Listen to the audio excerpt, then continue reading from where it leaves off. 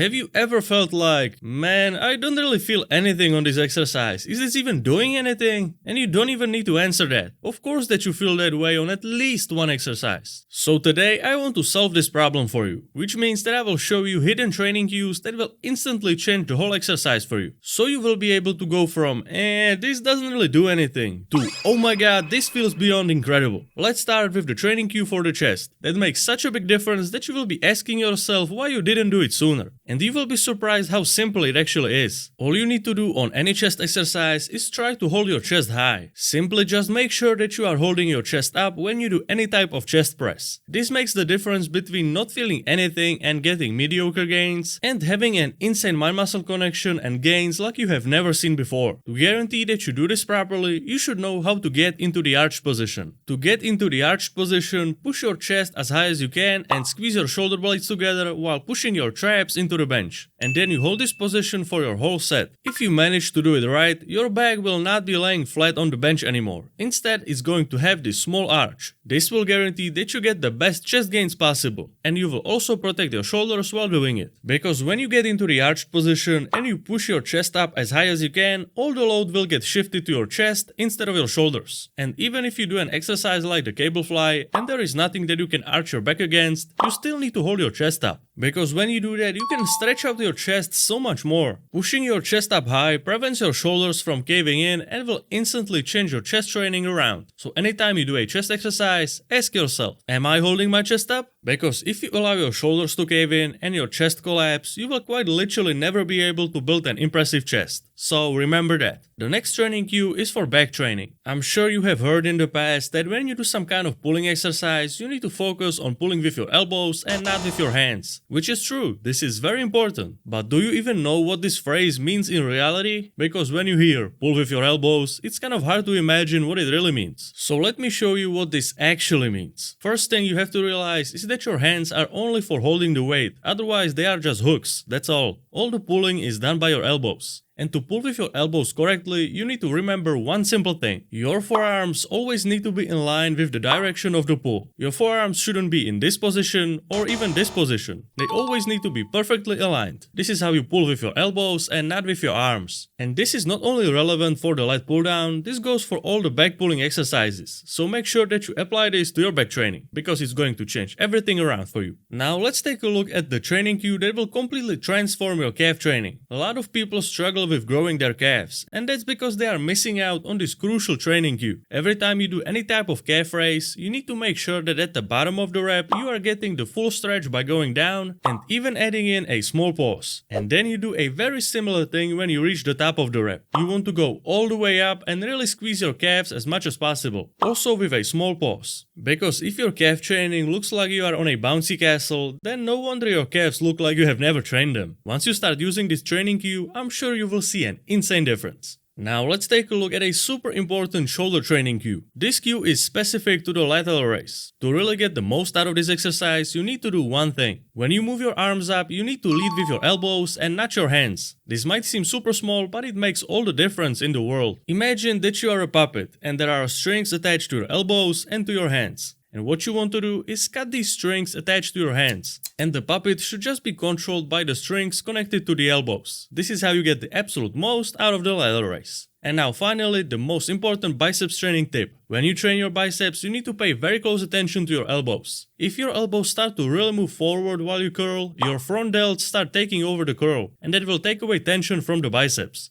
You need your elbows to be pinned to your sides at all times. So your job is to keep the elbows locked in this position. Some really small natural movement of the elbow will of course happen, but you really don't want to do something like this. Make sure that your elbows are pinned to the sides and you will see some great gains as a result, because you will finally allow your biceps to actually lift all the weight.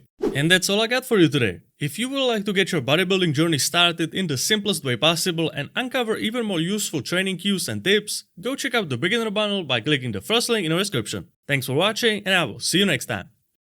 If you like this video, then I'm sure you will like this one too.